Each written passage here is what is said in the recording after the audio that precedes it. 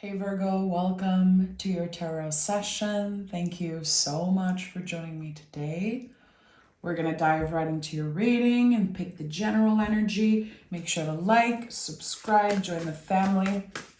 Yeah, just thank you so much for your constant support. You guys constantly break records on the channel and I really appreciate it. Okay, Virgo, what's the general energy right now in the present moment? Are you serious? The Sun and the Three of Pentacles was hidden right under, because of course, as a Virgo, you always work very hard to get to that space of joy, that space of bliss, really. That's the thing with Virgos. Nothing is easily handed to you. Nothing is just happening miraculously. You always work very, very hard to get where you want to go. And that's your superpower. You never give up. You are probably the hardest worker in the tarot, constantly showing up. I'm lost for words because I'm seeing the Sun card as general energy and it feels good, finally. There's something that's happening through your dedication here, some type of a pivotal moment. You are showing up, being consistent clearly, and something comes out of a random day. This is how I'm getting it. You're showing up to work, showing up to whatever you've been doing for months and weeks and maybe years. And then there's this day. It could be in the next week or so where you're kind of getting the green light for something. There's this pivotal moment that I'm sensing here with the Sun card. It's interesting how I don't think you'll know when you wake up that day that something is about to change. It feels like it's permanent change. Again, it's something that you've been working for. The beginning of anything you want, really. And the Five of Cups is here. Of course, as a good Virgo, when this pivotal moment happened, and again, I said, this is the beginning of anything you want. Well, of course, you're going to be hit by a massive wave of grief because you're a Virgo. And there's this thing about you where your nervous system is kind of constantly looking for the worst case scenario. Your nervous system is getting ready to lose something, to have something being taken away from them because it probably happened in your past, because you are a very rational person. So the sense of dreaming big and knowing that you deserve something great. And again, just hearing me say this is the beginning of anything you want, your nervous system is going to contradict that. It's going to send signals and say, that's too good to be true. You have to protect yourself. You have to stay present. I believe it's one of your superpowers because I see it on a daily basis. I live it, being married to a Virgo. And I learned so much from that because I'm the type of person who always sees the good in everything. And sharing my life, the past 13 years living with my Virgo husband and seeing him constantly making space for all scenarios. I think it's a good thing. Again, I think it's a superpower, but sometimes it can become heavy for you. Because, when you look at the Five of Cups, the sense of, I don't want to turn around and see the two cups that are standing. And that's okay. I'd rather look at what is spilled. I'd rather look again at the worst case scenario because I'll be ready. It's going to hurt less. And I'm probably going to enjoy whatever good shit happen. I'm going to enjoy it much more because I did not expect things to go so beautifully, so gracefully. There's something here about that. With the Five of Cups, I think that it's okay if you don't want to turn around and look at what you have for now. It's okay. The Five of Cups is about making space for grief at our table. And that could be part of this pivotal moment for you. You accept part of your own darkness, Virgo. You accept that the way you think, the way you process energies and emotions and information is just different than other humans, and that's okay. Have the Ten of Wands and the Temperance card. This is it. There's a lot of acceptance with the Ten of Wands because we are putting the wands down and analyzing, investigating, okay, what can I be handling differently here? So in a way, you are preparing for this sun energy. You are preparing to show up differently in this situation because everything pivots, and because with the Temperance card, you have become the alchemist of your life. This is probably the luckiest card in the tarot. In the way I read tarot, I would say Temperance and Hierophant, very, very lucky cards. But this is, again, a confirmation that you have become the alchemist of your life. To me, this alchemist energy is when we are able to transform a situation that feels scary and overwhelming into something beautiful. So something shifts here, Virgo. Something is changing in the way that you process information and the way that you navigate new beginnings and just the way that you experience life in general. It feels like there's this moment of realization, like a powerful realization that stops you in your tracks. And you're like, what if this is actually the biggest blessing of my life? What if, for once, I just open my heart to this and accept that this is right for me, this is what I deserve, this is where I'm at? That, yeah, this might be the best case scenario happening, and I'm not going to take it for granted. I'm going to give myself the permission to celebrate myself and celebrate what's happening to me. And this is a practice, really. And that's why the Three of Pentacles is here, Temperance. You don't just become the alchemist. You don't just become a master at those types of things. You're not just going to wake up one day and be the most optimistic person. It's a practice, and you're starting to practice this. Again, I'm hearing celebration. There could definitely be something that will be worth a celebration. Popping the champagne, you got the job, you got the house, you got this thing. I don't know what it is, but there's some type of a prize here. And again, it's not a miracle, Virgo. You worked so hard for this. So can you give yourself the credit here for how hard you've been working? And the job's not done, and you know that, and that's why I think it's so uncomfortable for you to just stop and celebrate.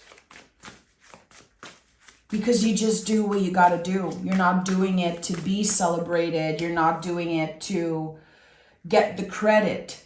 You are humble. You are always of service in a very humble way. But this is your new beginning, and you deserve to celebrate it. So Three of Wands here, Aries, again, a new beginning, because it's the first sign of the zodiac. So there's the birth of something.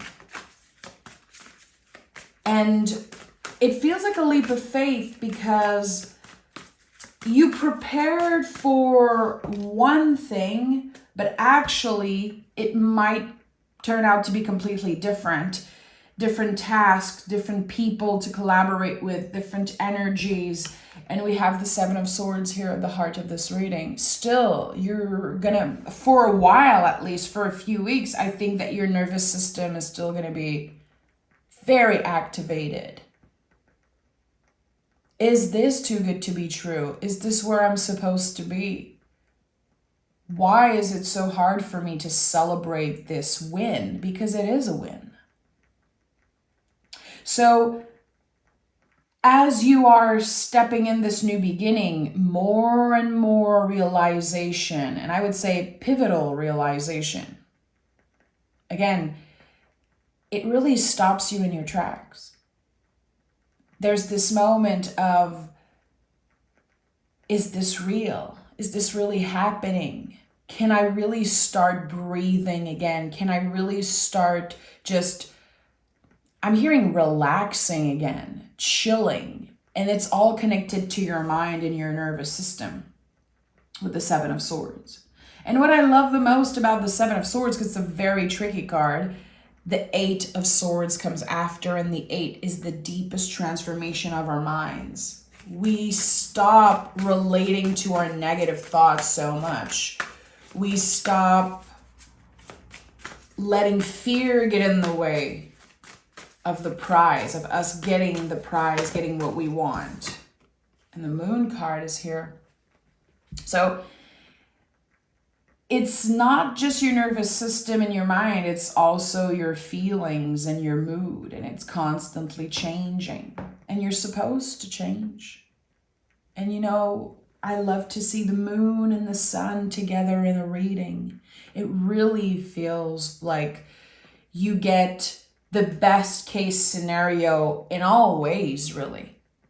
But you're still rational. You're still very grounded and very aware that if you don't stay focused, this thing could be taken away from you, because this is just how life goes. So you want to make the best out of this situation. And your intuition is very loud right now because you're exactly where you're supposed to be. So the intuition's voice is starting to kind of speak over the doubt and the ego and the nervous system. It's taking over because you are exactly where you're supposed to be. So the soul is thriving. Your intuition is thriving. Honor that.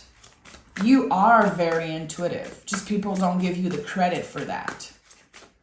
Because you are ruled by Mercury, because you are so critical and analytic and so organized. It takes a lot of intuition to be of service in that way. To move in the world in such a humble way. It takes a lot of intuition and a lot of trust in ourselves and our abilities. So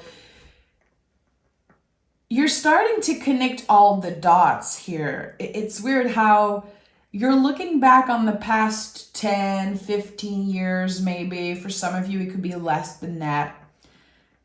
Maybe 3 years for some of you. There's this looking back on the past and connecting all the dots and being amazed how magical certain things are. How weird it is that that specific person led you to that specific place in that specific moment. It's like you're noticing all the pivotal moments and how it got you where you are today. So there's a lot of acceptance when it comes to, okay, it took a long time for me to get to this space. It took a long time for me to get to this, again, getting to this space of anything that you want. Anything that you want.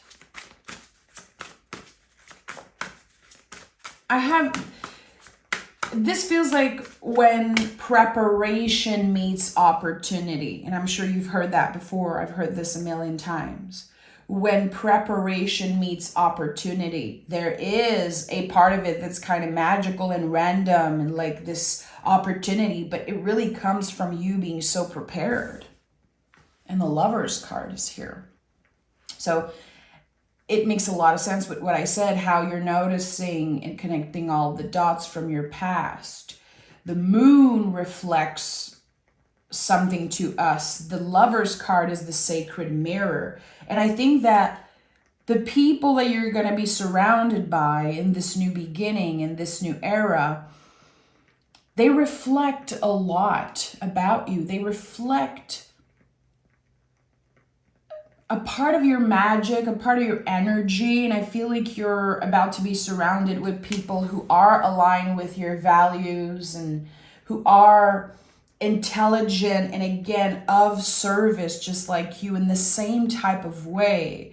You don't need people to necessarily be aligned with your values and with your beliefs, because you're a Virgo and you understand how complex humans are. And I think that this is also something that I see in you more than anyone else, is this intelligence when it comes to being surrounded by people who have different opinions, and you can really see the value in that.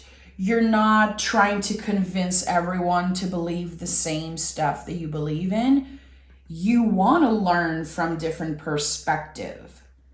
You understand the beauty and the power in contrast and opposites, which is a power of the Temperance card. Again, being the alchemist, we understand that all opposites can work together and create something so special and so interesting. You are curious and interested in the contrast of life and of humans. We're not supposed to be all the same. How boring would that be? You understand that better than anyone.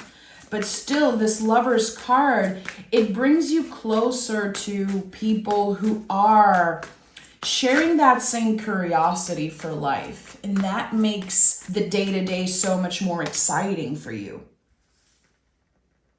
It's not a fight, it's a dance, a collaboration with other humans, with co-workers, and maybe new friends, new potential friends. You don't necessarily rush getting into new relationships and sharing your feelings and your life with others, but if it makes sense after you have had a good few conversations, I think that you might let new people in, and that's very sacred. That's very precious. Page of Wands is here. Yeah. New people sparking new energies within you. It's going to inspire you to create. It's going to inspire you to just show up with more confidence and, again, stay curious. I think that this pivotal moment really is inviting you to start fresh when it comes to certain studies and certain themes in your life, certain interests and passions and hobbies. There's something that's kind of coming back up to the surface and you want to explore it. Again, your nervous system is going to be so much more calm that your intuition and your creativity and your curiosity is just taking over. And you're going to be creating a lot from that. Look at that Ace of Pentacles. Yeah. There's some type of offer that's coming in. And what I love the most about the Ace of Pentacles is it's the quality of the pentacle that is so malleable. This is like clay or Play-Doh. You will transform it and make it your own. So there's this idea. There's something that, again, the spark of something new. And you're going to use your talent. You're going to use your hands, I'm hearing, to create something different out of this gift. So whatever begins for you, whatever this pivotal moment is, and again, this new era, I'm hearing new beginning, but I don't know how it will be for you in your life specifically. It could be a new era, a new relationship, a new job, again, the new potential. It's all yes for you because you've been working so hard for it, but you're still going to find ways to make it your own. It's so weird. It's like, for example, you're getting a job, but actually they create a new title for you, for what you can do specifically. Or someone wants to collaborate and they share a project with you and you transform it and make it your own. And they love it. They are inspired by it. And it creates this snowball effect. And I don't know, I'm French, guys, so I'm not sure if a snowball if it can be used as like a positive thing, but this is a positive thing connected to communication, to your skills, to your curiosity. And I like that. I've been feeling that for a while, Virgo, but your past, present, and future self are so aligned this year. It feels like this whole year, your past self reaches out to your present self, reaches out to your future self, and there's this perfect alignment here. And your mind is still very loud, and it's always going to be. This is just who you are. This is part of your magic. It's part of your power. But you're learning to work with it, to dance with it, instead of fighting with your mind. You're not at war with your mind anymore because it got you where you are today. And we have the Chariot. This is the ultimate graduation. You're graduating, really. Energetically, it could be literally, for some of you, graduating, getting something done, checking things off your list. This is over. And very soon, very early on after this graduation, you realize that you have outgrown this energy already. You're never looking back. And again, this card is connected to the moon. So when I say you're not fighting against your mind anymore, you're dancing with the energy. This is really, I think this pivotal moment is impacting the rest of your life in a very positive way. You're not at war with yourself. You're not at war with whatever happened in your past. Again, when I say the past, present, and future self are aligned, there's this sense of acceptance of what we've been through, where we are right now in the present moment, and what is the possibilities of our future. What can we create for the rest of the year? It's perfectly aligned. How are you going to use that to your advantage? Be present with it. Be open and curious about it. So again, there's something that you have outgrown with the Chariot. You're graduating, you're leaving it behind. I'm done with this, so I want to know what's next. And we have the Eight of Cups, the Star, and the Nine of Pentacles. Abundance, comfort, more healing, clearly. And it's interesting how in the Star card, we also see someone with 1 foot on the ground and 1 foot in the water, just like the Temperance card. So the sense of you have become the alchemist of your life. It is a practice. It's something that sometimes you will forget about. You will forget to make space for grief at your table. You will forget that, again, you are a very cyclical being, and you might be asking yourself, okay, why am I feeling so down right now? Why am I feeling so stressed? Because it's a cycle. Just like the moon, you change mood every few days. You constantly reassess and reset and recalibrate and get curious again. And sometimes it's okay if you said yes to something and actually 6 months from now it's a no. Honor that. And again, the moon is showing up again. There's definitely something about the moon wanting to come through for you. There could be something happening on this next full moon, which I think the next full moon is in Aquarius, if I'm not mistaken. And that's interesting because it's really connected to the Star card and also connected to our own unique signature, what makes us special. Again, I really feel like there's this title that's being created for you because what you have to offer, there's no title for that exists in this moment. you're transforming the game, you're changing the game really in whatever field you are, in whatever you are investing your time and energy in. And with the Eight of Cups, I always felt on this the traditional version of this card, that it was the Hermit just saying goodbye for now. And you're going to be very busy, Virgo. So there are things that you might have to put on hold for now. It's not going to make everyone happy that you're putting yourself first.